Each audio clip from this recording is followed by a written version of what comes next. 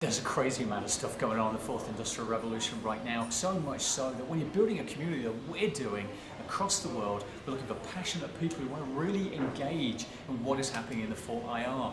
We're trying to bring you value on a daily basis. We've got a number of shows throughout the week, from 4IR Thinking, my blogs, up to the news which we collect from around the world, right the way through to light-hearted jobs that we're bringing to the world. On top of that, we're bringing out a new show called The Disruptors, which is new innovation ideas that are going to go everywhere. And Lucy's going out into the field. And even the weekends, we're pulling out 7 magazines for you.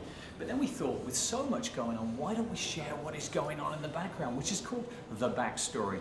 In our crazy world, it all kind of makes sense. We're busy as heck, but we thought we'd enjoy that journey with you. Take a look at it, and let me tell you a little bit where it all came from. It was 15 to 16 years ago. I used to come back from overseas, and it was Saturday, it was Dad's Day, Dad and Son's Day.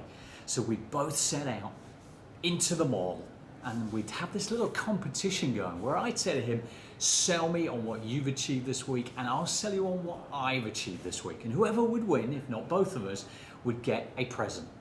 So we'd set out, we'd go over to the toy store, and we'd charge up and down, we'd get on these kind of roller bikes, we'd have fun. And if he'd won and he'd sold me, I would buy him a present. That was such a blast. And then we'd set back, and if I had won, we'd go into the big mega department store, and I'd get a present as well. So we'd enjoy that. We'd head into the mall, this great big white building, this great big white structure, and we would have such a great day. But it's so sad now. I look back on those times, and that big toy store, Toys R Us, no longer exists. That big department store, which was once the largest employer of people, called Sears in the US, no longer exists. And even that mall is now an Amazon distribution center. The world has changed, and so many have not adapted, and so many have died. Ladies and gentlemen, it is time to change dramatically to survive in the fourth industrial revolution. For me, it started way back when I was so high. My dad taught me 4 or 5 fundamentals that have stuck with me in business ever since then. Number 1, love what you do. Number 2, give it all you got. Give it 100%, and go fast, fail, and learn at speed. But be the best of whatever it is you do, and always deliver on your promises. But really, my story truly started when I was in my mid-late 20s. I moved over to Hong Kong, short period of time. It was crazy. I moved down to Australia. It was pretty sleepy back then. But then I did pretty well, and my company decided to move me to South Africa. I had a young family, so I rented a place, you know, the kind of thing, electric fencing, burglar bars, and more laser beams than a Star Wars set. I moved in, I landed in Johannesburg, I was driving along the road, I got to my new home.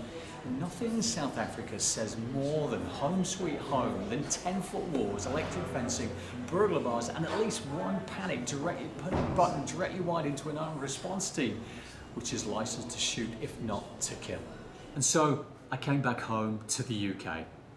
I scratched my head, I thought, where am I going to work? I need a certain level of earnings. I applied to a job down in London, and I should walk into a room, and who should be there with what is now regarded as one of the most incredibly successful entrepreneurs, a gentleman called James Kahn. He had a recruitment business. I came for my first interview. He said, Andrew, we've got financial services, we've got consumer packaged goods, we've got IT, come in board in terms of recruitment. I said, James, just don't put me in IT, as I know nothing about it. I can probably not even switch the computer on. He said, Andrew, it'll all work out in the end. I came back down to London 4 times, and on the 4th final occasion, he said, Andrew, who have got the job, come aboard and join us on Monday morning. I said, what am I going to be doing? And he said, it'll be okay. I turned up on Monday morning, and guess what? It's IT. So I immersed myself in it. And thankfully, a lady who's now become a very good friend said, welcome to the world of SAP. I knew something about SAP. In fact, I immersed myself in SAP. I got trained up, I got to learn it all. I became an SAP consultant and started to grow a business with him. Eventually, I peeled away, and I peeled away into an entirely different field. Managed to grow a business in different locations around the world, and what I learned was to go deep and then wide. So I got involved in the oil and gas sector. It took me to incredibly interesting parts of the world. Eventually, I woke up one morning and realized I'm not creating anything and I want to get back and create something.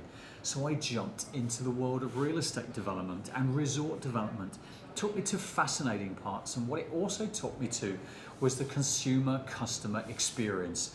I got involved in CAD, involved in building information management, in the entire product life cycle itself in terms of real estate. It was a fascinating area until one day I was out there in the Philippines, having developed Four Seasons, Raffles, Fairmont, Banyan Tree, all these amazingly beautiful places around the world. I woke up and I was there on this wonderful beach developing a resort. My wife, meantime, was over in Los Angeles enjoying the palm trees and glorious blue skies, and shit happens. A family member fell ill. I had to come back. Of course, when one door closes, another opens. I came back to the UK. I looked around. There weren't many chances for resort development because of weather like that. And so I bumped into some really good guys. They said, come back into technology. Come to Birmingham. Birmingham? Okay, Birmingham. They said, yeah, the list is incredibly long of things that are going on here. It's got more canals than Venice, and apparently more trees than Paris. I haven't found the third thing yet, but I know it's out there. But what I did find is an incredible change, a massive world of change. In fact, over the last 50 years, 440 of the large enterprises in the Fortune 500 have disappeared off the face of the planet. In a world where good enough was enough, we're entering a world where good enough is dead, where everything is connected, where products are equally excellent and performance is reaching perfection. And the only thing left to improve is you. We are in a centralized position and torrent of change in a world of digitalization, mobilization, augmentation, and automation. Where everything was dumb and disconnected, we lead ourselves into intelligent and connected. Planes, trains, automobiles, ships and cities, and even our own bodies connect up these days. Quantum computing is fueling big data. IoT is fueling AI and ML. And that is leading to fueled and powerful robotics that will eventually come along and kill us all. However, the good news is that everything that can't be digitalized and automated becomes an incredible value. Creativity, intuition, imagination, enthusiasm, and emotions is what will differentiate you and us in the world that lies ahead. Humanity is where true and lasting change and value is created. The future is in technology, but the bigger future is in transcending it. Innovate, disrupt, or die. And so we will follow that path.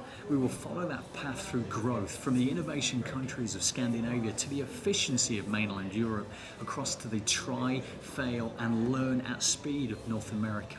It will be fascinating to get into those locations, to grow and to draw on a recruitment business that brings people and recruiters from industry, from technology, put them together to deliver a level of intelligence and thought leadership and people into the world unlike any other. I hope you enjoy our journey. I hope you enjoy this backstory, and we will see you along the way.